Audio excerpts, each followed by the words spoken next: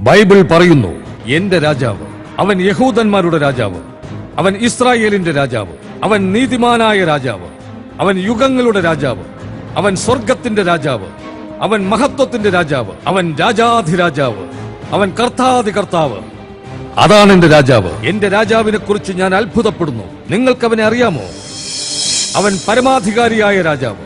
അവന്റെ അതിരില്ലാത്ത സ്നേഹത്തെ അളക്കാനാവില്ല, നിർവചിക്കാനാവില്ല. അവൻ എന്തും ചുമക്കാൻ ശക്തിയുള്ളവൻ. അവൻ സമ്പൂർണമായും ആത്മാർത്ഥതയുള്ളവൻ. അവൻ ഒരിക്കലും പതറാത്തവൻ. അവന്റെ കൃപ അനശ്വരമായത്, അവന്റെ ശക്തി പരമോന്നതമായത്, അവന്റെ ദയ പക്ഷപാതമില്ലാത്തത്. അവനെ നിങ്ങൾക്കറിയാമോ? അവൻ ഈ ലോകത്തിന്റെ ചക്രവാളത്തിലൂടെ കടന്നു പോയതിൽ ഏറ്റവും മഹത്തായ പ്രതിഭാസം.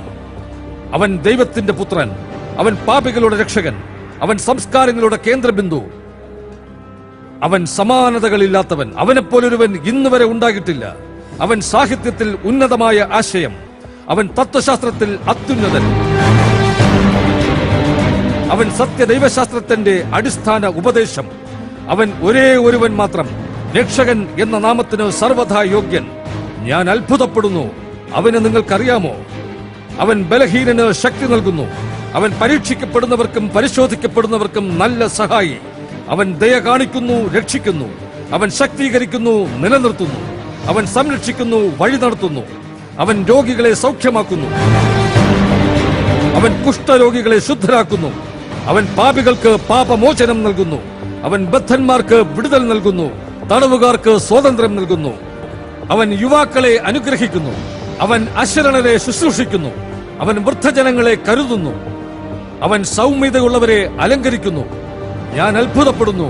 അവനെ നിങ്ങൾക്കറിയാമോ? അവൻ ജ്ഞാനത്തിന്റെ താക്കോൽ, അവൻ പരിജ്ഞാനത്തിന്റെ നീരുറവ, അവൻ വിടുതലിന്റെ വഴി, അവൻ സമാധാനത്തിന്റെ വഴി, അവൻ നീതിയുടെ വഴി, അവൻ വിശുദ്ധിയുടെ വഴി, അവൻ മഹത്വത്തിന്റെ വഴി. അവനെ നിങ്ങൾക്കറിയാമോ? അവന്റെ ജീവിതം അതുല്യമായത്, അവന്റെ നന്മ അതിരുകളില്ലാത്തത്, അവന്റെ ദയ എന്നേക്കുമുള്ളത്, അവന്റെ സ്നേഹം ഒരിക്കലും മാറാത്തത്, അവന്റെ വചനം എന്തിനും മതിയായത്, അവന്റെ കൃപ ഏറ്റവും മതിയായത്, അവന്റെ ഭരണം ഏറ്റവും നീതിയുള്ളത്, അവന്റെ നുകം മൃദുവായത്, അവന്റെ ചുമട് ലഘുവായത്. അവനെക്കുറിച്ച് താങ്കളോട് വിശദീകരിക്കുവാൻ ഞാൻ ആഗ്രഹിക്കുന്നു. അവനെ വിവരിക്കാനാവില്ല, അവനെ പൂർണ്ണമായി ഗ്രഹിക്കാനാവില്ല. അവൻ അദൃശ്യനാണ്, അവൻ അജയ്യനാണ്.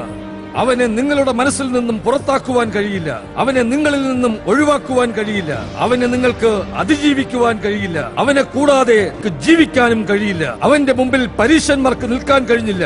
അവന്റെ ദൗത്യത്തിൽ നിന്നും അവനെ തടുക്കുവാൻ കഴിഞ്ഞില്ല. അവനിൽ കുറ്റം കണ്ടെത്താൻ പീലാത്തോസിന് കഴിഞ്ഞില്ല. അവനെ കൊല്ലുവാൻ ഹെരോദാവിന് കഴിഞ്ഞില്ല. അവനെ കീഴടക്കുവാൻ മരണത്തിന് കഴിഞ്ഞില്ല. അവനെ ഉള്ളിലൊതുക്കുവാൻ കല്ലറയ്ക്കു കഴിഞ്ഞില്ല. അതാണ് എന്റെ രാജാവ്, ജീസസ് ക്രൈസ്റ്റ്.